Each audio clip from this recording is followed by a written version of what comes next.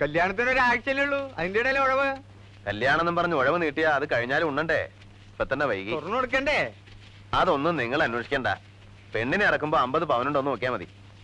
അതല്ല രാമനായരെ, ചെക്കന്റെ അമ്മാവനെ അറിയാലോ, കാണിച്ചക്കാരനാ. തുറന്നു കൊടുക്കുമ്പോ അറിയിച്ച മൂപ്പർക്കും കൂടി പറഞ്ഞത്രേ. എന്നാണ് എവിടെ നിന്നാണെന്നൊക്കെ കറക്റ്റ് അറിഞ്ഞു വരാൻ പറഞ്ഞിരിക്കും എന്നോട്. എന്താ അമ്മാവനും കമ്മീഷൻ വെച്ചിട്ടാ? അതെനിക്ക് അറിഞ്ഞൂടാ, എന്നോട് ചോദിച്ചറിഞ്ഞു വരാൻ പറഞ്ഞു. വിശ്വാസം ഇല്ലെങ്കിൽ വന്നോട്ടെ. അതൊരു താങ്ങാണല്ലോ രാമനായരെ. കാലം മാറിപ്പോയിനെ, മനസ്സനെ വിശ്വാസമില്ലാണ്ടായി. കൂടപ്പറപ്പനില്ല, പിന്നല്ലേ മനുഷ്യന്മാർക്ക്. നടക്കാം അവിടെ മുരിയോ. കണ്ണി കണ്ട ആളുകളെ മുഴുവൻ വിളിക്കേണ്ട കാര്യമൊന്നുമില്ല, മനുഷ്യന് ജോലി ഉണ്ടാക്കി വെക്കാൻ. ഇപ്പൊ മനസ്സിലായോ? ഒരു കല്യാണം നടത്തുകയെന്ന് വെച്ചാ ചെറിയ കാര്യമൊന്നുമല്ല. എന്ന് വെച്ച് എല്ലാം കൂടെ എന്റെ തലയിലെ കയറ്റണോ? എനിക്ക് വയ്യ. പറഞ്ഞ കാശ് ഞാൻ കൊടുക്കാം. കാശുണ്ടെങ്കിൽ പിന്നെ എന്താ, എല്ലാം നടക്കും. അതിനിപ്പോ ഒരു നടത്തിപ്പുകാരന്റെ ആവശ്യമൊന്നുമില്ല. എന്നാ നീ നടത്ത്, ദിവാകരനും ഉണ്ടല്ലോ. എനിക്ക് മടിയൊന്നുമില്ല, ഞാൻ വേണമെങ്കിൽ. മിണ്ടാണ്ടിരിക്കാമോ? ഭക്ഷണം കഴിക്കാൻ ടേബിളിൽ വരുമ്പോഴാണ് ഡിസ്കഷൻ.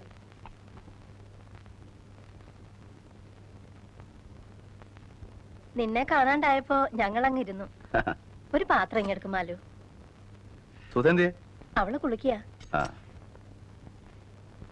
കൊച്ചൂട്ടൻ വന്നിരുന്നു. സ്വർണ്ണം എടുക്കാൻ എന്ന് ചെല്ലൂന്ന് അറിയാൻ രാധാകൃഷ്ണന്റെ അമ്മാവൻ പറഞ്ഞു വിട്ടതാ. ബുധനാഴ്ചന്ന് പറഞ്ഞു ഞാൻ. ബുധനാഴ്ച എടുത്തൂടെ? ഓ, എന്ന് വേണമെങ്കിലും എടുക്കാം. ചൊവ്വാഴ്ച കാശ് എടുക്കല്ലേ? എന്താ ശോഭേ? ശോഭേ, എന്താ പറ്റിയതാവോ? മനം പുരട്ടിയും തോന്നുന്നു. മനസ്സിൽ പിടിക്കാതെ വല്ലതും കഴിച്ചിട്ടുണ്ടാവും. ഒന്നുമില്ല, നീ എവിടെ ഇരിക്കെ, ഞാൻ നോക്കിക്കോളാം. 2 ദിവസമായി ഞാൻ ശ്രദ്ധിക്കണു, ഒരു വിളർച്ചയും ഒരു അലസതയും. വൈകിട്ട് ടൗണിൽ പോയി ഏതെങ്കിലും നല്ലൊരു ലേഡി ഡോക്ടറെ കാണിക്കേ. കൃഷ്ണ, ഗുരുവായൂരപ്പ. നിനക്ക് മനസ്സിലായില്ലേ? കുടുംബത്തെ അംഗസംഖ്യ കൂടാൻ പോണു. ഇത്തിരി വെള്ളം കൂടി കുടിക്കേ. മതി, വേണ്ടെന്ന് പറഞ്ഞില്ലേ? ഇത്തിരി കുടിക്കും മോളെ, ഇല്ലെങ്കിൽ എന്നെയും ഛർദിക്കും. ഛർദിച്ചോട്ടെ. വേണ്ടെങ്കിൽ കുടിക്കണ്ട, വേഗം റെഡിയാവോ. നമുക്ക് ആ ഡോക്ടർ മല്ലിയെ ഒന്ന് കാണാം. എനിക്കൊരു ഡോക്ടറെയും കാണണ്ട. നിങ്ങളുടെ ഏട്ടനോടൊന്ന് പറഞ്ഞാ മതി. ഭക്ഷണം കഴിക്കുന്ന സമയത്തെങ്കിലും പാടത്തുനിന്ന് നേരെ കയറി വരാണ്ടിരിക്കാം. ചെളിയുടെയും വേർപ്പിന്റെ നാറ്റം സഹിക്കാൻ പറ്റണില്ല.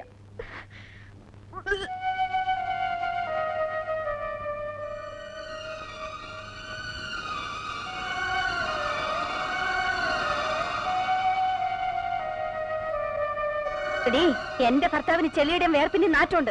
ഈ നിൽക്കുന്നുണ്ടല്ലോ നിന്റെ ഭർത്താവ്, ആ ചെളിയുടെ വേർപ്പിന്റെ വിലയാ. ഞാനത് സഹിച്ചോണ്ടോന്നുണ്ടോ? എന്നാലും അങ്ങനെ പറഞ്ഞല്ലോ നീ. വേറൊന്നുമല്ല പറഞ്ഞത്. വേർപ്പും ചെളിയും കഴി വൃത്തിയാക്കി വരണമെന്നേ ഞാൻ മീൻ ചെയ്തുള്ളൂ. എന്നാലും അത് ഇൻസൾട്ടായി. എന്റെ ഏട്ടാ, ആ വേർപ്പിന്റെ ചെളിയുടെ മണം നമ്മുടെ മണോ? ഈ വീടിന്റെ മണോ? എന്നിട്ടും കേട്ട് നിൽക്കണ്ടല്ലോ. സുധേ, ശോഭ മീൻ ചെയ്തത്. എന്ത് മീൻ ചെയ്താലും ഏട്ടന്റെ സ്ഥാനത്ത് ഞാനാണെങ്കിൽ മുഖത്തടിച്ചേനെ. ആരായാലും നിനക്കെന്നെ അടിക്കണോ അല്ലേടി? എന്റെ മനസ്സിൽ നിങ്ങളെ ഞാൻ 1000 വട്ടം അടിച്ചു കഴിഞ്ഞു. മിണ്ടാതെ പോടി അവിടുന്ന്. അവള് പ്രസവിക്കണം. വേണ്ട, അവള് പറയട്ടെ, ഞാനത് കേൾക്കണം. തോന്നിയ ദിവസം പറയാനുണ്ടല്ലോ, ശോഭയ്ക്ക് ഒരു വാക്ക് പഴച്ചു, അതിന് എല്ലാവരും കൂടെ അവളിട്ട് മറക്കണോ? നിന്റെ കല്യാണം നടക്കണമെങ്കിലേ ഈ ശോഭ തന്നെ കനിയണം. അതറിയാവോ നിനക്ക്? അറിയാം. എന്നിട്ടാ നീ അവളുടെ നേരെ കിടന്ന് ചാടുന്നത്. അവളുടെ കാശ് വേണം എല്ലാവർക്കും, അവള് ചീത്ത. എന്ന് വെച്ച് എന്റെ വല്യേട്ടനെ വേദനിപ്പിച്ചാലുണ്ടല്ലോ, ഞാനത് സഹിക്കില്ല. എനിക്ക് ആരുടെ കനിവ് വേണ്ട. ലാളിച്ച് അഹങ്കാരം കണ്ടോ? അത് പോട്ടെ, ശോഭ വിഷമിക്കണ്ട. ഞാനെന്തിനാ വിഷമിക്കണേ? അത്ര വലിയ തെറ്റൊന്നും ഞാൻ പറഞ്ഞിട്ടില്ല, ചെയ്തിട്ടുമില്ല.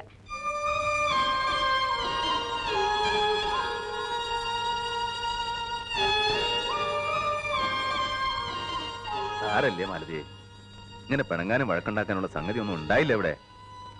ശോഭ പെട്ടെന്ന് അങ്ങോട്ട് പറഞ്ഞു പോയതായിരിക്കും. അതൊന്നും സാരല്ല. ഞാനാണ് വിശപ്പ് കൊണ്ട് നേരെ അങ്ങോട്ട് വന്ന് കേറുകയും ചെയ്തു. എനിക്കിത് സഹിക്കാൻ വയ്യ. പിന്നെ ഈ സമയത്ത് മൂക്കിന് മണം കൂടും, വായിക്ക് രുചി കൂടും, ചുണ്ടി കൂടും. ശ്രീകുട്ടിയെ ഗർഭണ്ടായ കാലത്ത് നീ എന്തൊക്കെ ചുണ്ടിത്തരങ്ങളാ കാട്ടിക്കൂട്ടിയെ. അന്ന് നിന്റെ മണം പിടിക്കില്ല എന്ന് പറഞ്ഞ് നിന്നെ കൊണ്ട് ചന്ദനത്തൈലം പൂച്ചോളാ നീ. അന്ന് എനിക്ക് ഇവൾക്ക് ഗർഭമൊന്നുമില്ല, അഹങ്കാര. ഇനി ഇവിടെ ജീവിക്കാൻ എനിക്ക് വയ്യ. നമുക്ക് എങ്ങടെങ്കിലും മാറാം. ഒരു കൊച്ചു വീട് മതി. എന്താ മാലതി ഈ പറയണേ? പിന്നെ ഇവിടത്തെ കാര്യങ്ങൾക്ക് ആര് നോക്കും? ആര് നോക്കിയാലും കൊള്ളാം. ഓരോരുത്തർ അവകാശം പറഞ്ഞ് നിൽക്കുന്നുണ്ടല്ലോ, വായിച്ചു കൊടുക്ക്.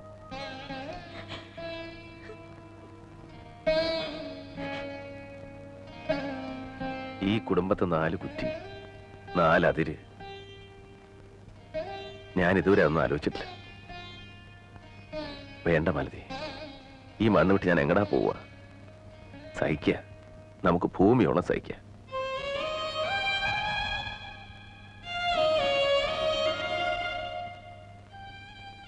സുധയുടെ കല്യാണം കൂടെ ഒന്ന് കഴിഞ്ഞു കിട്ടിയാൽ മതി. പിന്നെ നമുക്കിവിടെ ഒരു മുറി മതി. നമുക്ക് ഒതുങ്ങിക്കൂടിയാ പോരെ?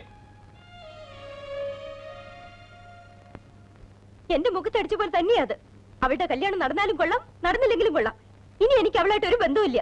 ശോഭേ, ഇക്കാര്യത്തിൽ വാശി കാണിക്കരുത്. അവളൊരു വിവരമില്ലാത്ത പെണ്ണാ. പണം കൊടുക്കാന്ന് നമ്മൾ വാക്ക് പറഞ്ഞതാ. ബുധനാഴ്ച സ്വർണ്ണം എടുക്കാന്ന് ഏട്ടൻ പറഞ്ഞു വിടുകയും ചെയ്തു. പറഞ്ഞു വിട്ടെങ്കിൽ എടുക്കട്ടെ. അവൾക്ക് കല്യാണം അല്ലല്ലോ വലുത്, വല്യേട്ടനല്ലേ. വല്യേട്ടൻ നടത്തി കൊടുക്കട്ടെ. എനിക്ക് എന്റെ അച്ഛൻ തന്ന പണമാ, അതെന്റെ ആവശ്യങ്ങൾക്കാ. അതല്ല നിങ്ങളുടെ അനിയത്തിയുടെ കല്യാണം നടത്താനല്ല. ഇത് ചതിയാണ്.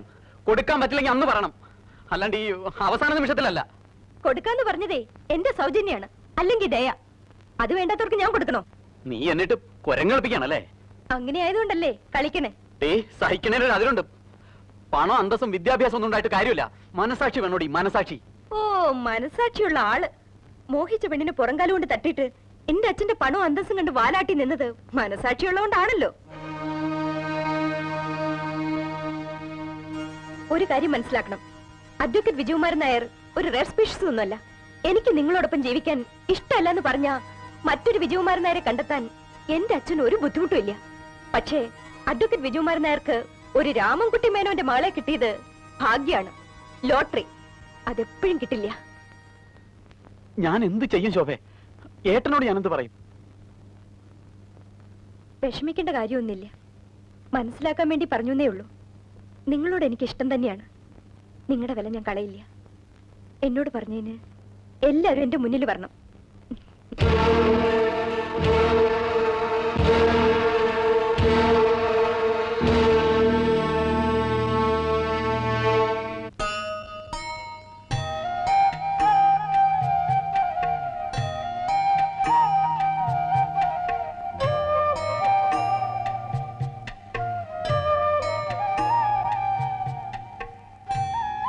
എന്തിനാ വെറുതെ ഒറ്റയ്ക്ക് ഇങ്ങനെ ആലോചിച്ചിരിക്കണേ? ഇന്ന് രാമായണം പോലും വായിച്ചില്ല. ഞാൻ ചോറ് വിളമ്പട്ടെ? ഇന്ന് ഉച്ചയ്ക്ക് ഒന്നും കഴിച്ചില്ലല്ലോ. പിന്നെ മതി, എല്ലാവരെയും കഴിയട്ടെ. ഇനി അതാ ഇവിടുത്തെ പതിവ്. എല്ലാവരുടെയും കഴിഞ്ഞിട്ട് നമുക്ക് ഒരു കുഴപ്പമില്ലല്ലോ.